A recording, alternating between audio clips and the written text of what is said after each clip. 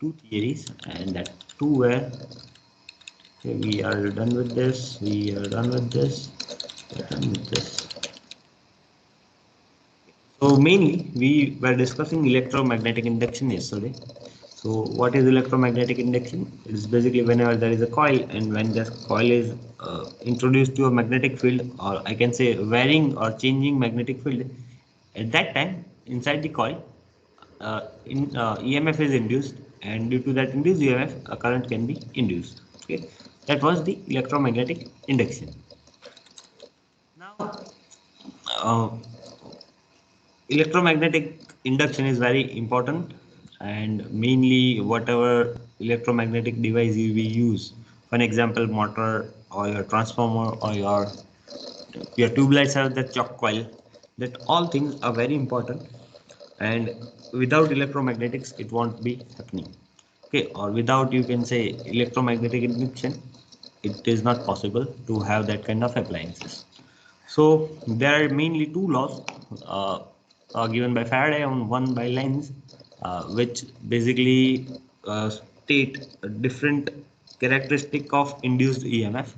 A very basic first law of electromagnetic induction is a relative motion of a wire and a magnetic field will induce an EMF. Okay, that has been given by first law of Faraday. Then the second law of Faraday states that the magnitude of induced EMF, so the quantity of induced EMF can be found out using Faraday's second law of electromagnetic induction. Okay, so what would be the value? The magnitude of induced EMF is equal to the rate of change of flux linkages with the coils. So at which rate I am changing the flux linkages in my coil, the induced EMF is directly equal to that change in flux. Okay, we have also calculated the change in flux by using this two times temp T1 and T2. At T1 my flux linkages are in phi 1 Weber turns. Okay, this T is missing here, and n phi 2 Weber turn at T2 moment, and then I can say the change in flux is phi 2 minus phi 1, and I can replace this phi 2 minus phi 1 as n phi. This is my new change in flux, but I have to consider this along with this time, so I'm dividing it by time. So T2 minus T1 is basically T. So N phi by T is the rate of change of flux linkages, and once I get this, I am going to derive this. So it is N d phi by dt.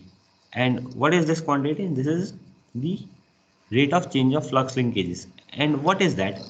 The EMF is equal to rate of change of flux linkages. So that whatever we have found out is actually my value of induced EMF. So I can say E is equal to N d phi by dt.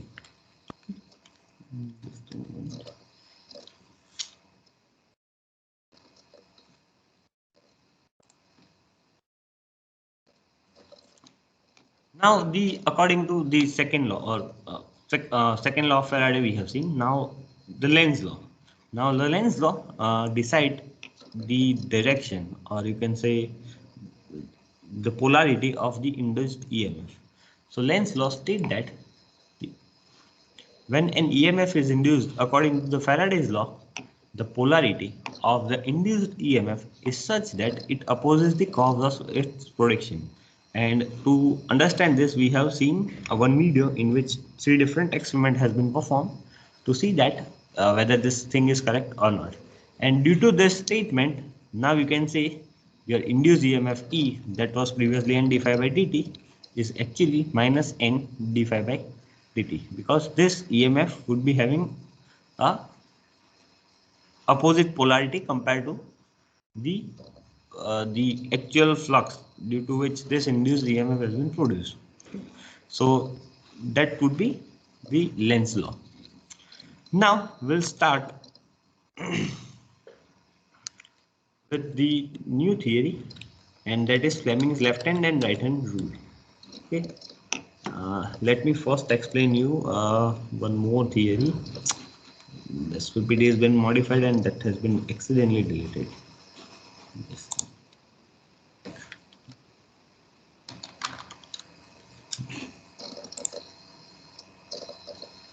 Okay, I won't be able to find it. I have just replaced it. Okay, nothing to worry. Now we are going to study Fleming's left hand and right hand rule. But before we study this, let us understand one phenomena. What will happen when a current conductor is placed inside a magnetic field? Okay. So let us assume we have two magnets. Let us say this is my north pole and there is my south pole. Okay. So obviously my field lines would be going like this. Now what I am doing is I have a conductor of some length and that conductor has a current inside it and that current is denoted by I. So let us say I am placing the conductor at the center of this field. Okay. Now the current this image should be 3D, so conductor is actually coming out of your screen. Okay, so I have placed in such a way this conductor is coming out of your screen. So it is in our direction. The current is in flowing in my direction from the screen towards me. Okay, that's the direction of the current. And if you put your right thumb as per the direction of the current, for an example this, if I put right thumb here, so according to the right hand, the magnetic field produced due to this current would be going along with my fingers of right hand. Okay, so here if I put my thumb like this in this direction, my right fingers would be like this, going like this. Okay, so this is my direction of the current. Same way, if the current is coming out of a screen and if you put right hand on your screen, by pointing thumb towards you, you can see my direction of the new magnetic field. Okay, see this is the conductor and my field would be like this. Okay, put your right hand as a conductor, the thumb pointing at you and the direction of your finger is showing the direction of magnetic field produced due to that current. Okay. So this is the direction of the current.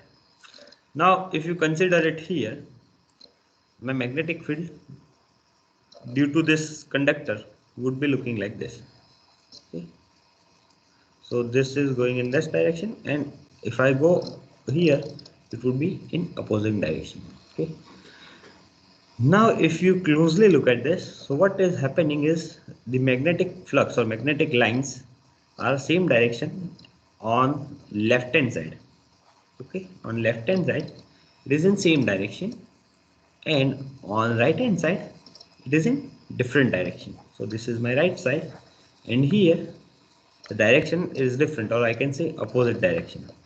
Okay, so here actually my magnetic field is getting stronger and here my magnetic field is getting weaker. So what will happen due to this is my field line would be, my resulting field line would be like this now. Okay. It would be congested on this side and very weak field on this side now, due to the, as this is a current carrying conductor and it has a own field, due to this thing this band would be producing this kind of effect. Okay, and this is this side or left side, sorry, right side would be weakened field. And if you closely look at this strong field will push this conductor on this side. Actual physical push would be there, and if you do this on experiment, you can see this conductor will actually move in real life also. Okay, and that's the basic principle of motor. When a motor is there and inside a magnetic field a current is passed through the coil, and due to that motor rotates, because whenever that kind of thing happens, this phenomena happens. And how to find out this force, direction of force? Okay, how to find out this direction of force? So to find out this force or direction of force, we use Fleming's left hand rule and Fleming's right hand rule. These two rules uh, declares the direction of force and direction of the current in two different cases. we'll go through it, but before that, let us watch a video in which we can clearly see what is happening.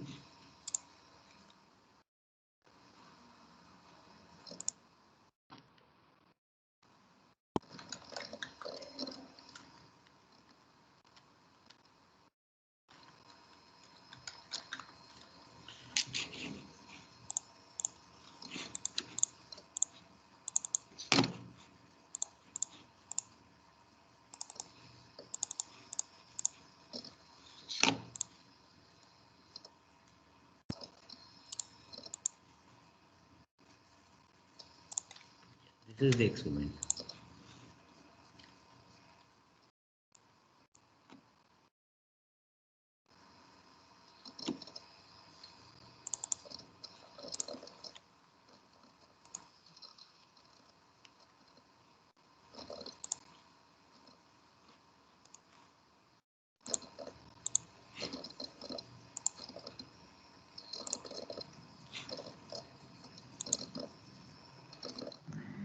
Hello students, आज का हमारा topic है ampere में ये से connect किया हुआ है। यहाँ पर figure here, this is a conductor, this is north and south pole. Okay, so my field is going like this, north to south pole, and here I have a cell, so current would be flowing in this direction. Okay, so there would be a drag on this conductor, and we'll see this conductor moving. This is like kind of beam, but it is a kind of movable beam. Okay, so it has been hanged, this conductor is hanged using these two wires, but these two wires are conducting material. Okay, so current can pass through this conductor. So we are going to see the actual setup over here somewhere. I'm not going into the theory, but this is the actual setup. Okay, now you can see there is a battery. There is a battery here, and this lines are connected over here, and this thin line, if I'm not sure are you able to see it or not, but there is this thin line which is my conductor, and a current will be passed through that conductor. Okay, करने के लिए, और एक stand है जिस पर हमने ये सारा सेटअप लगाया हुआ है। इस सेटअप से ही हम डेमोन्स्ट्रेट करेंगे कि किसी करंट कैरिंग वायर में मैग्नेटिक फील्ड अगर लगाया जाता है तो उस पर फोर्स लगता है। इस एक्सपेरिमेंटल सेटअप को स्टार्ट करने से पहले हम देखते हैं कि हमने ये कैसे बनाया। आप इसमें दो वायर देख रहे हैं, लिया स्ट्रेट रह पाता है, दो वायर्स के हमने लगाया हुआ है। इस मैग्नेट को देखते हैं, साउथ की तरफ लगे, ये देखना है, फिर से एक बार ऑन करके देखते हैं। okay, लगना चाहिए करते हैं। see, okay, can you see it? I'm going back a little bit and we'll see it again. Switch off करता हूं, Okay, फिर से एक बार ऑन करके देखते हैं करते हैं। स्विच ऑफ करता हूं, फिर से एक बार ऑन करके देखते हैं।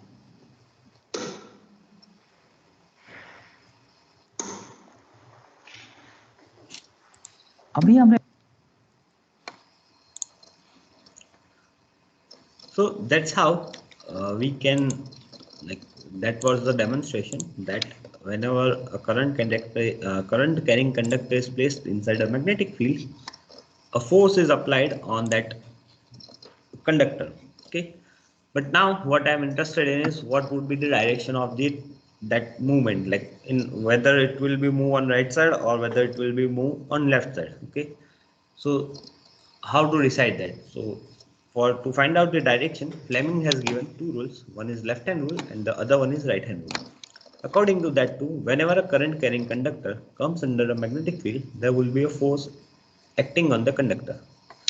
The direction of this force can be found using Fleming's left hand rule. Okay, so to find out the direction of force, you must use Fleming's left hand rule. So Fleming's left hand rule is based on your left hand, also known as Fleming left hand rule for motors. Okay, so this rule applies to the motor. So in which direction motor will rotate will be decided by this rule. Okay, similarly, if a conductor is forcefully brought under the magnetic field, now the situation is different. Earlier what we were doing, we were putting a current carrying conductor inside a magnetic field. Okay. What we have done over here. There was an existing magnetic field, there was existing conductor which is having current I, and I am placing that conductor over here. But now what I am doing is very different. Now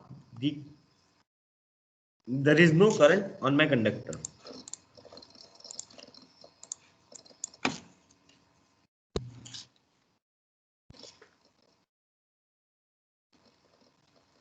Now there is no current on my conductor, and I am going to do the same thing again. This is my north pole, this is my south pole, this is my conductor over here. There is still a magnetic field over here, and what I am going to do now is I am going to push this conductor inside this field.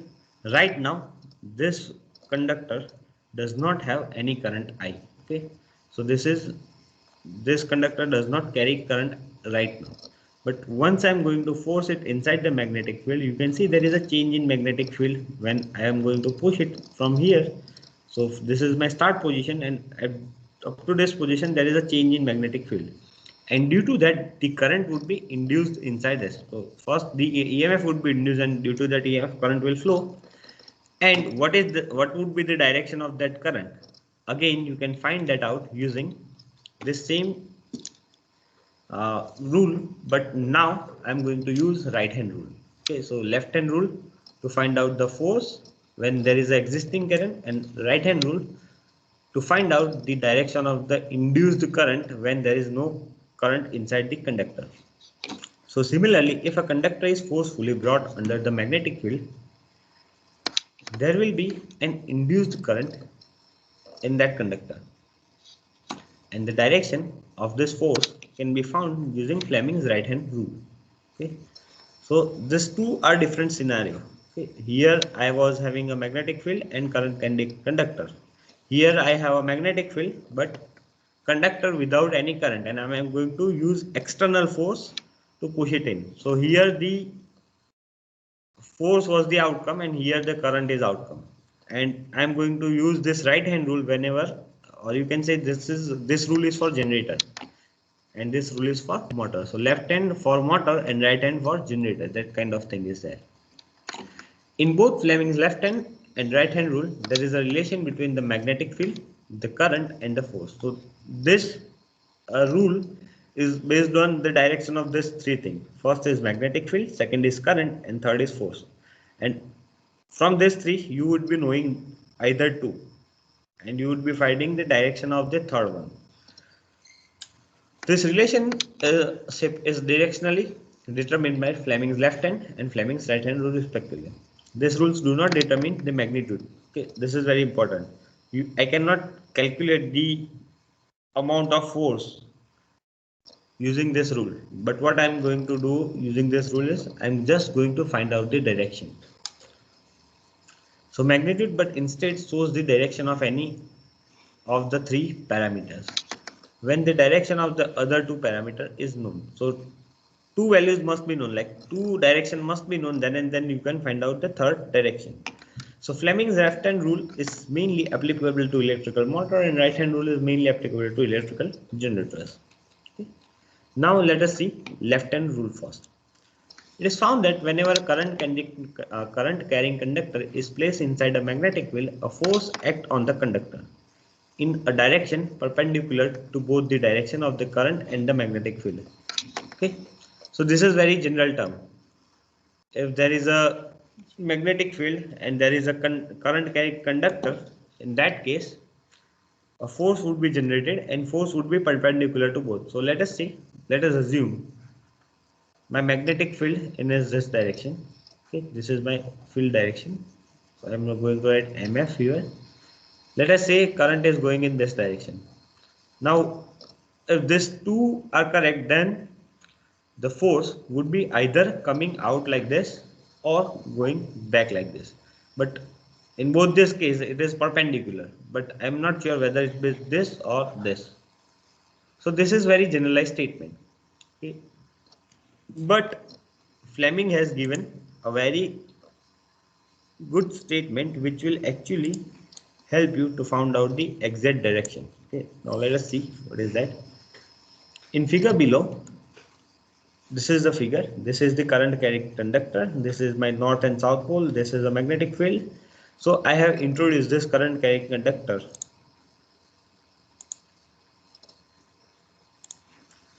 This conductor over here inside this field. Okay, so I know the field direction is north to south. Okay, so field the direction in this way. Okay, this is already marked. This is my magnetic field direction. Okay, now I know the current. Current is coming out of your screen towards you. So this is the direction of the current coming out of this screen.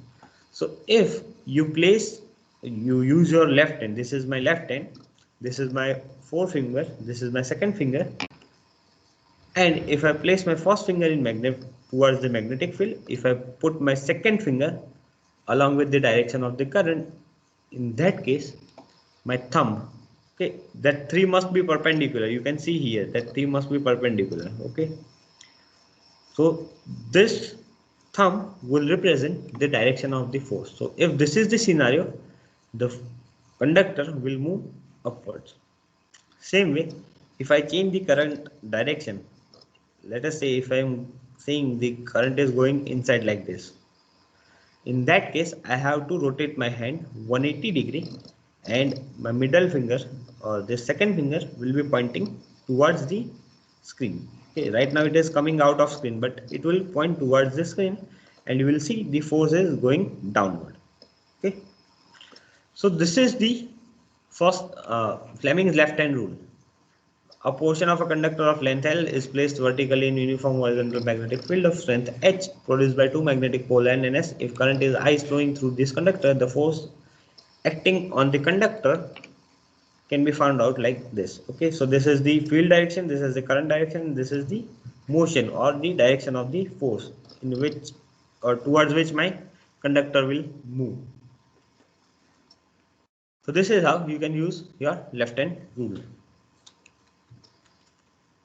Now again, when you use right hand rule, again I am going to use three fingers of my right hand, but that three must be perpendicular again, but this must be from right hand. So as per the Faraday's law of electromagnetic induction, whenever a conductor moves inside a magnetic field, okay, now what is happening? Conductor is moving inside a magnetic field. There will be an induced current in it, or you can say induced EMF, and due to this induced EMF there is induced current in it. If this conductor gets forcefully moved inside the magnetic field, there will be a relation between the direction of applied force, magnetic field, and the direction of the current. And this relationship among these three is determined by Fleming's right hand rule. Okay, so now what we are going to find out is direction of the induced current.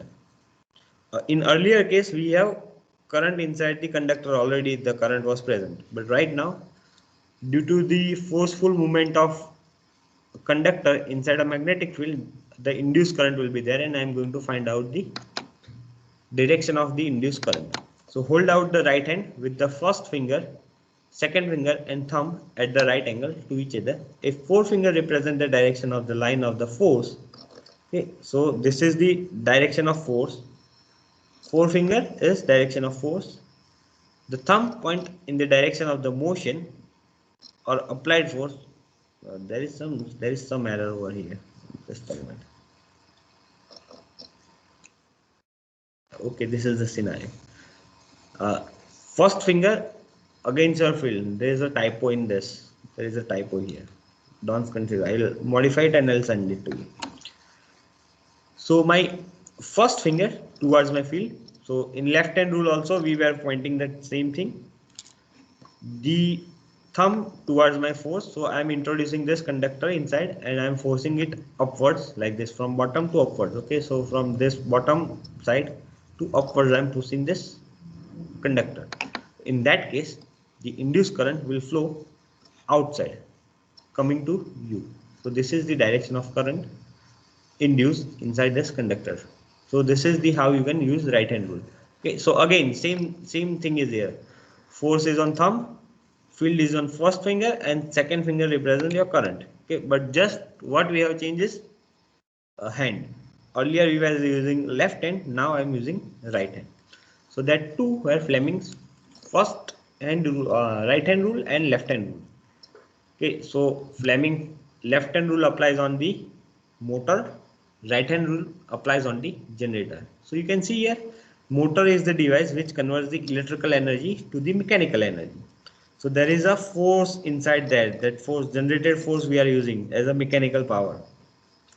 But when you use generator, mechanical is the input and electrical is the output. So here I am forcing something to rotate inside the magnetic field, and due to that the current is producing, and that current I am using as electricity. So your right hand rule to generator and left hand rule to your motor. Okay, what is on thumb? Thumb has force. Forefinger is pointing toward magnetic field, and my second finger is pointing towards current. Clear? That two were Fleming's first hand and second hand rule. Now we'll move ahead and we'll see a theory. This is not actually a theory, but what is a leakage flux and what is a fringing? We are going to learn that. So whenever you have this kind of, say this is a core, magnetic core, I can say. So magnetic core is basically used in transformers and motors. What is purpose of this magnetic core? Magnetic cores do provide flux, a very easy path to flow. Okay, so this is the path where most of the flux will flow. But whenever there is a flux, there would be some leakage like this. So if this is a coil, I am supplying a coil from here, a flux is produced and flux is moving in this path. Why? Because reluctance of this magnetic core or this core material would be very less compared to the air. So obviously, as in case of current always flows from in the path of lower resistance. Same way, magnetic flux will always follow the path which introduce a lowest possible reluctance. That's why the flux is, most of the flux is flowing like this. But as this is a coil, there would be some lines going like this out of the core, and this is known as a leakage flux.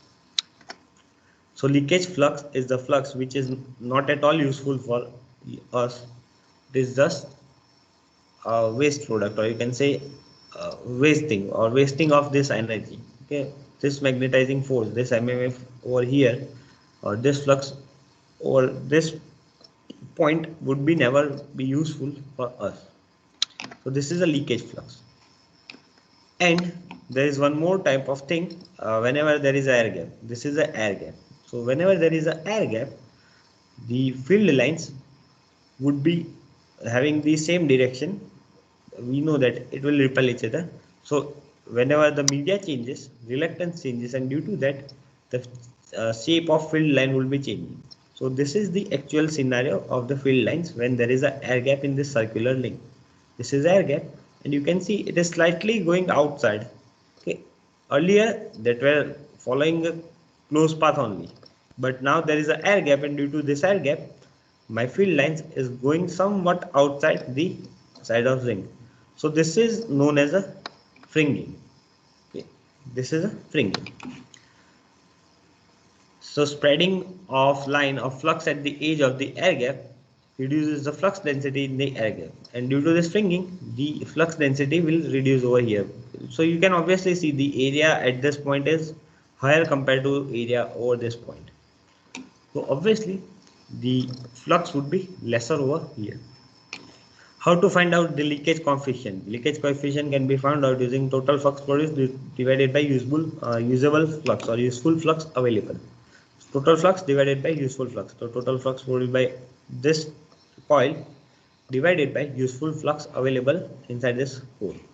Okay, it is found that this is impossible to confine all the flux to the iron path only.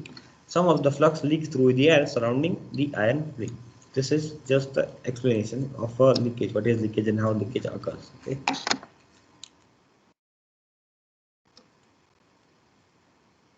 Now we'll study an important theory, that is a relation between B and H.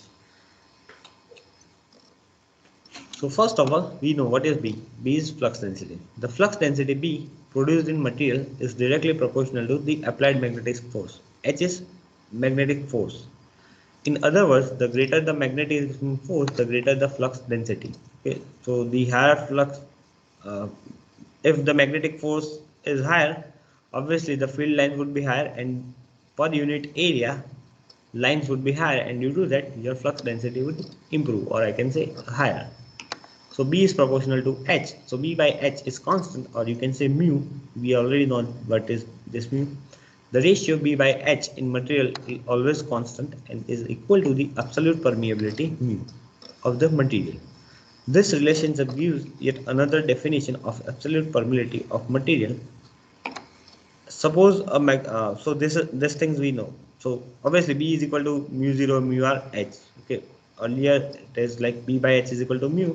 So if I place the value of mu, we know that what is this absolute permittivity is equal to permittivity of vacuum multiplied by permittivity of this, or I can say relative permittivity of the same material. So in any medium, B is equal to mu 0 into mu r into H. But if I am considering air, in that case relative permittivity will become 1, and that's why it is mu 0 H. Suppose a magnetizing force H produces a flux density B0 in air. Clearly, B0 is equal to mu 0 H. If air is replaced by some other material, let us say with relative permeability mu r, and the same magnetizing force H is applied, then the flux density in the material will be changing, and the new flux density would be mu 0 mu r H. Okay, so same thing happens here. The flux density inside this core and outside this core, or in this air gap, would be different.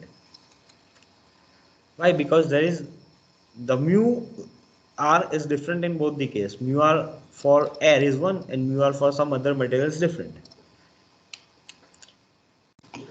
So what I can do is B mat. So my flux density in some other material divided by flux density in air, that would be mu 0 mu r H divided by mu 0 H. Mu 0 mu 0 and H will cancel, that is mu r.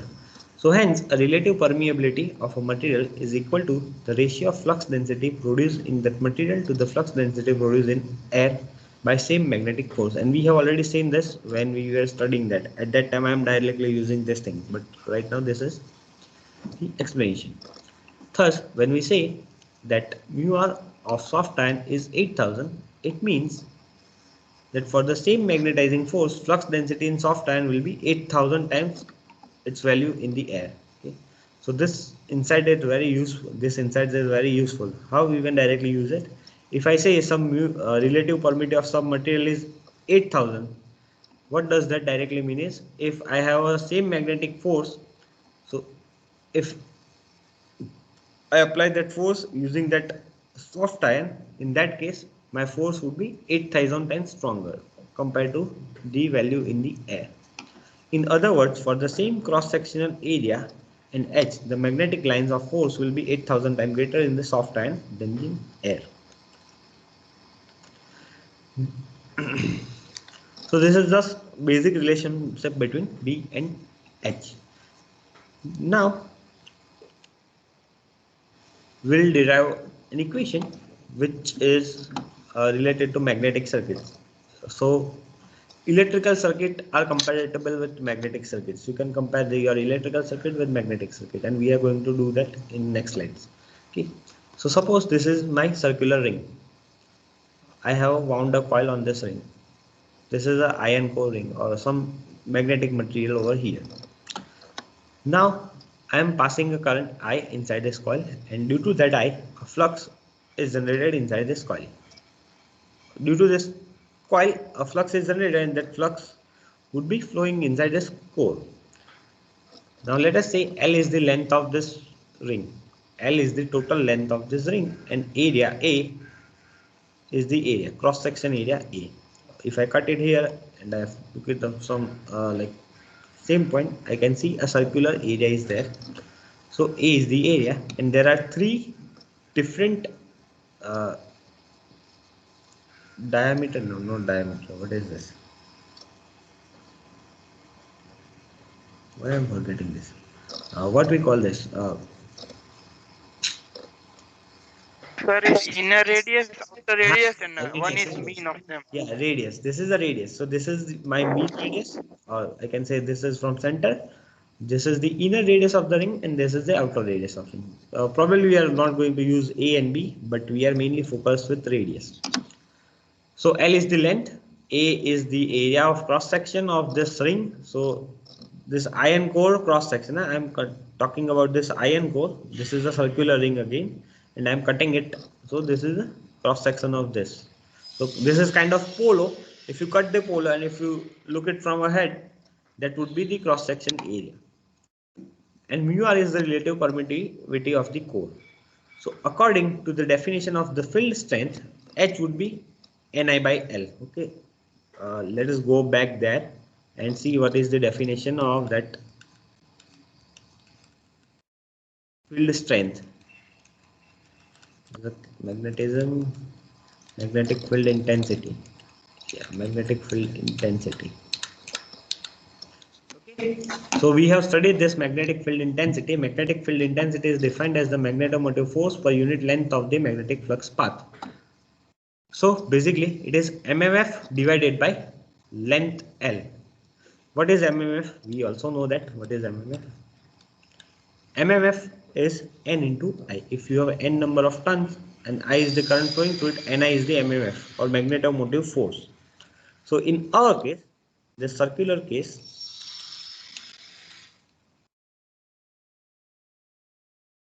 I can directly write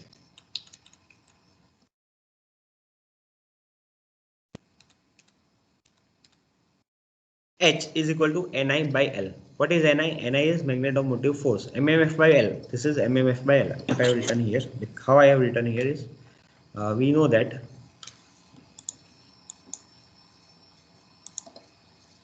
sorry, this is not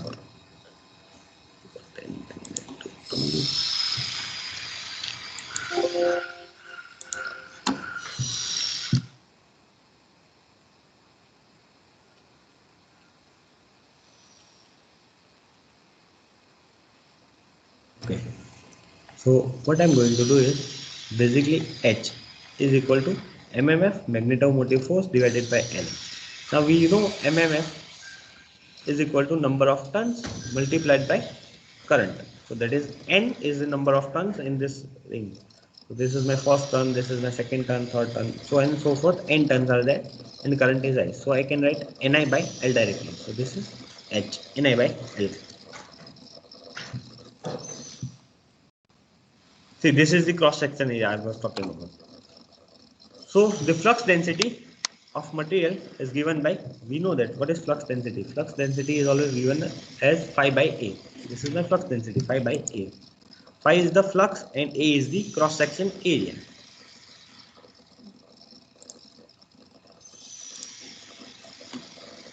Now we also know that B is equal to mu 0 mu r H. From where we get this?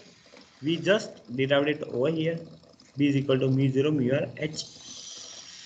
So I am going to replace B, that is mu 0 mu r H. And now we also know what was the value of H. H is Ni by L. Here we have just found it out. So I am going to replace this. So B is now become mu 0 mu r Ni by L. Now what I want to find out is basically phi. So phi is equal to B into A. This phi is equal to B into A.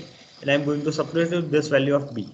This is mu 0 mu r Ni by L. This is I and this is L. જે ઉપર છે એ I છે અને નીચે છે એ L છે. And this is A. Okay, so I am substituting this value here.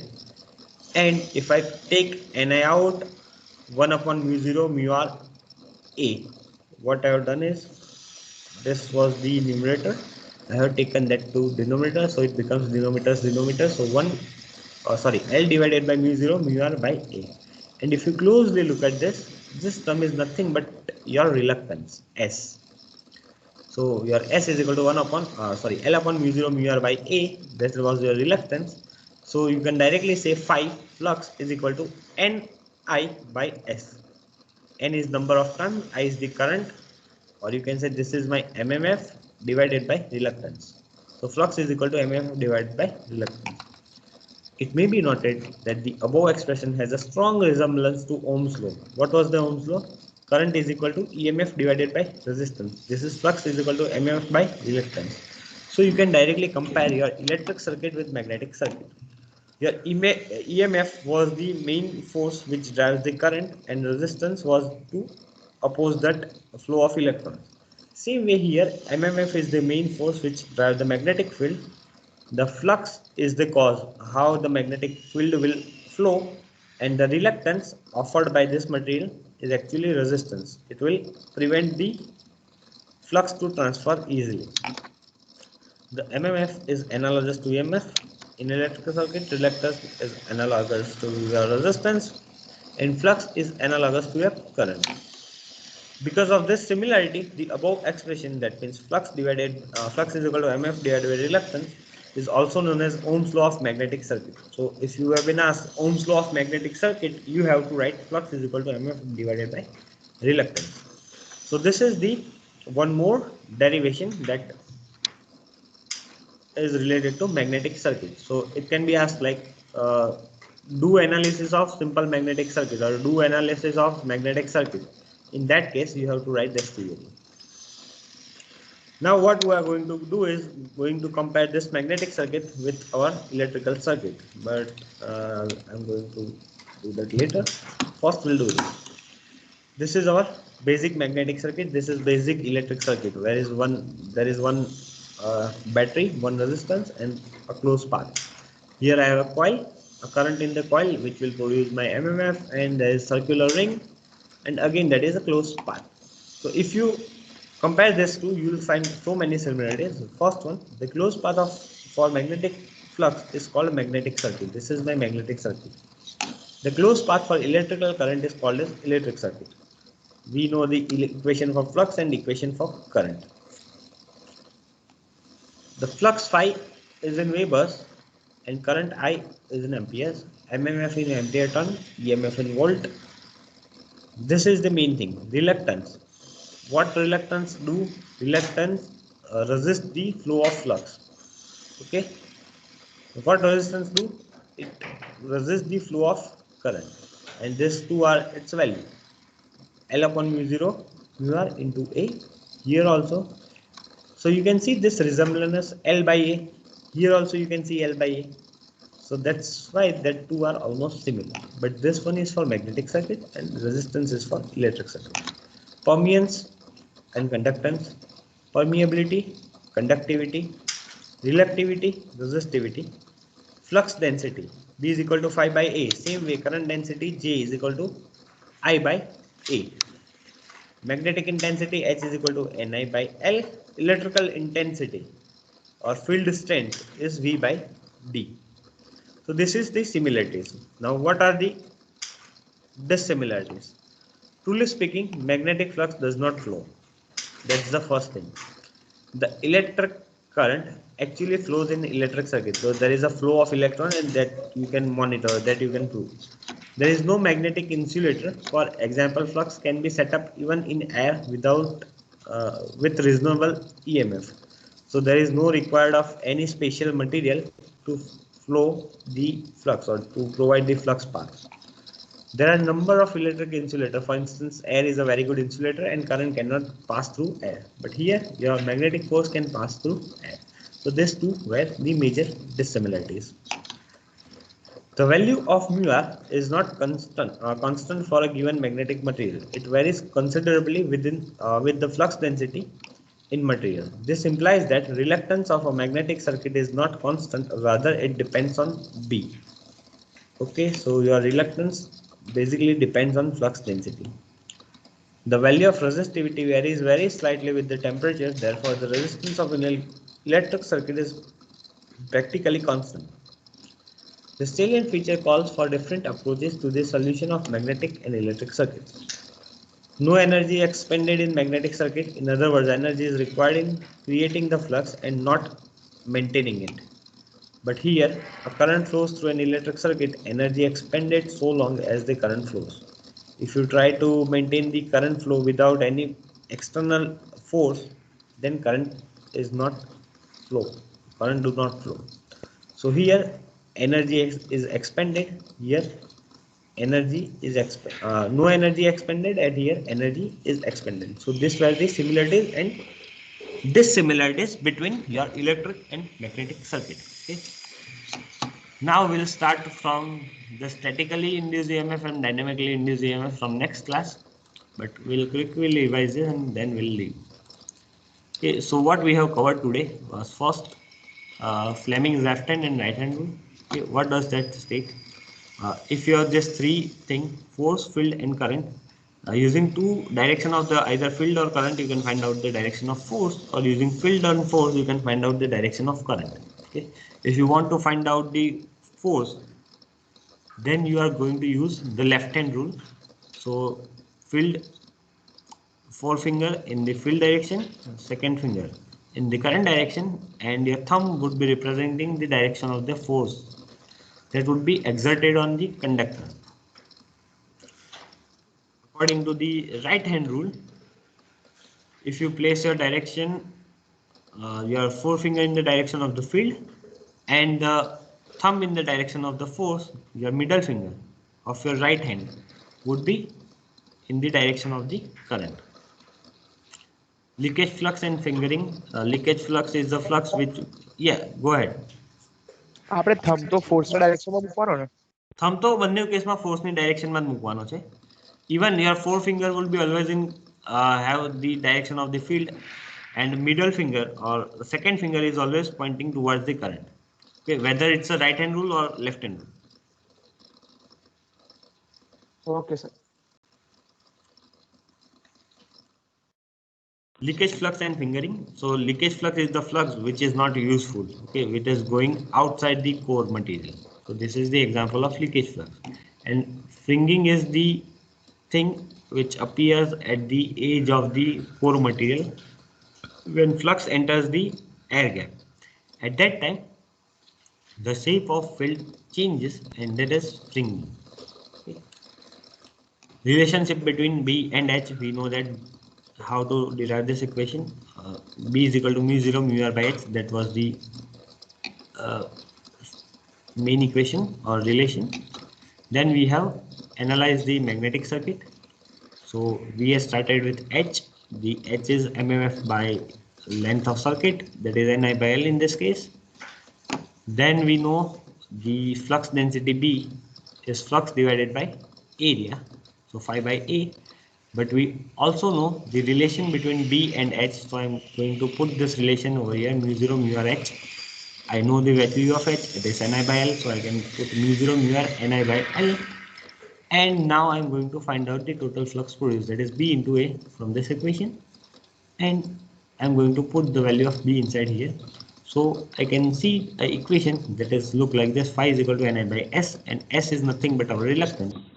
So flux is equal to MF by reluctance. So this is the similar equation as the Ohm's law, where we have current is equal to EMF by resistance. Then we have seen, we'll cover this example in next class. We have also seen the comparison between magnetic and electrical circuits. Okay. If you have any question, you can ask or you will leave the class. Thank you.